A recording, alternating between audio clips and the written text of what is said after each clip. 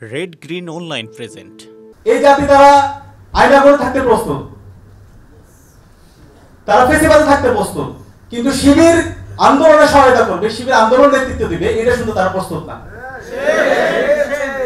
এটা আমাদেরকে অনেক বেশি কষ্ট দেয়, অনেক বেশি ব্যথিত করে, এবং আমাদের শহীদরা যদি বেঁচে থাকতো তারা অনেক বেশি কষ্ট পেত, তাদেরকে অনেক বেশি ব্যথিত করতো।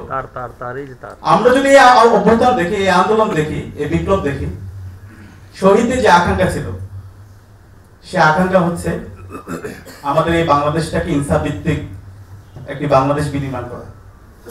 আমাদের এই বাংলাদেশে যে ফেসিজম ছিল, সেই ফেসিজম যেন ভবিষ্যতে কেউ প্রতিষ্ঠা করতে না পারে, তার বিরুদ্ধে লড়াই করা।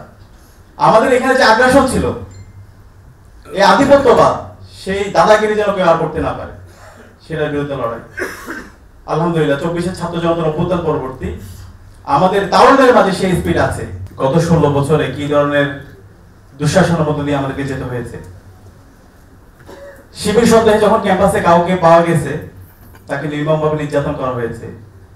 নির্যাতন করার পরে তাকে থানায় দেওয়া হয়েছে, থানায় দেওয়ার পরে তাকে মামলা দেওয়া হয়েছে, এবং এই মামলা দেওয়ার পরে এদেশের যারা সুশীল সমাজের প্রতিনিধি ছিল, আমাদের বিশ্ববিদ্যালয়ের শিক্ষকরা ছিল, তারা এটার বৈধতা দিয়েছিল। শিবির মানে তাকে মারা বৈধ, শিবির মানে তার বিরুদ্ধে মামলা দেওয়া বৈধ, শিবিরের কোনো মানবাধিকার থাকতে নেই।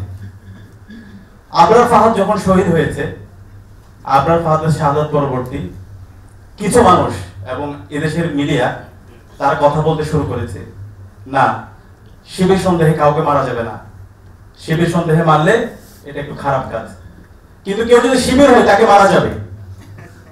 কিন্তু এই 24-এর অভ্যুত্থান পরবর্তী আমাদের শহীদদের আত্মত্যাগের মাধ্যমে আজকে আলহামদুলিল্লাহ আমরা আমাদের অধিকার ফিরে পেয়েছি। এদেশের আপামর ছাত্র জনতা তাদের অধিকার ফিরে পেয়েছে। আজকে শিবির পরিচয়ে আজকে আমরা আপনাদের সামনে কথা বলতে পারছি। আমরা যে মানুষ, আজকে আমরা মানুষ হিসেবে আপনাদের সামনে আমরা দাঁড়াতে পেরেছি আলহামদুলিল্লাহ। সে কারণে আজকে প্রোগ্রাম শুরুতে গভীর শ্রদ্ধার সাথে স্মরণ করছি 24-এর ছাত্র জনতার অভ্যুত্থানের সকল শহীদদের।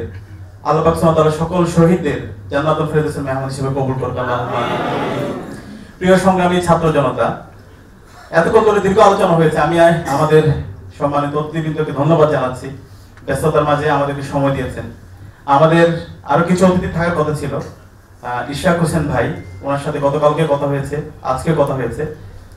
শরীর একটু অসুস্থ, যে কারণে উনি আসতে পারেনি। আশা করছি সামনে ইনশাআল্লাহ আমরা পাবো।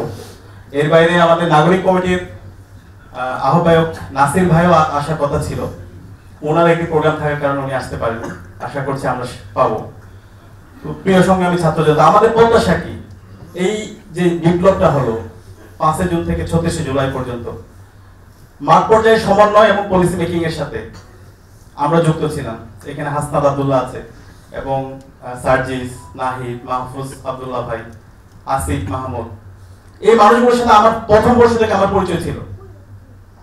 কিন্তু যেদিন আমি শিবির হিসেবে আত্মপ্রকাশ করলাম, আমার এত খারাপ লাগছে। কিছু মানুষ বলা শুরু করছে তারা, আমরা উই আর ডিফিটেড, আমরা প্রতারিত হয়েছি। এটা কেমন কথা? এই জাতি তারা আইনা করে থাকতে প্রস্তুত, তারা ফেসিবাদে থাকতে প্রস্তুত, কিন্তু শিবির আন্দোলনে সহায়তা করবে, শিবির আন্দোলন নেতৃত্ব দিবে, এটা শুনতে তারা প্রস্তুত না। এটা আমাদেরকে অনেক বেশি কষ্ট দেয়, অনেক বেশি ব্যথিত করে, এবং আমাদের শহীদরা যদি বেঁচে থাকতো তারা অনেক বেশি কষ্ট পেত, তাদেরকে অনেক বেশি ব্যথিত করতো।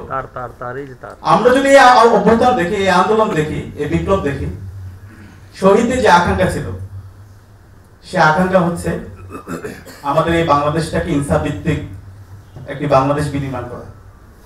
আমাদের এই বাংলাদেশে যে ফেসিজম ছিল, সেই ফেসিজম যেন ভবিষ্যতে কেউ প্রতিষ্ঠা করতে না পারে, তার বিরুদ্ধে লড়াই করা। আমাদের এখানে যে আগ্রাসন ছিল, এই আধিপত্যবাদ, সেই দাদাগিরি যেন কেউ আর করতে না পারে, সেটার বিরুদ্ধে লড়াই। আলহামদুলিল্লাহ 24-এর ছাত্র জনতার অভ্যুত্থান পরবর্তী আমাদের তারুণ্যের মাঝে সেই স্পিড আছে। এই বিশেষ প্রতিবেদনটি যদি আপনাদের ভালো লেগে থাকে অথবা উপকৃত হন, তাহলে অবশ্যই এই চ্যানেলটি সাবস্ক্রাইব করুন এবং লাইক, কমেন্ট ও শেয়ার করে রেড গ্রিন অনলাইনের সাথেই থাকুন। Thanks to everyone. Red green online.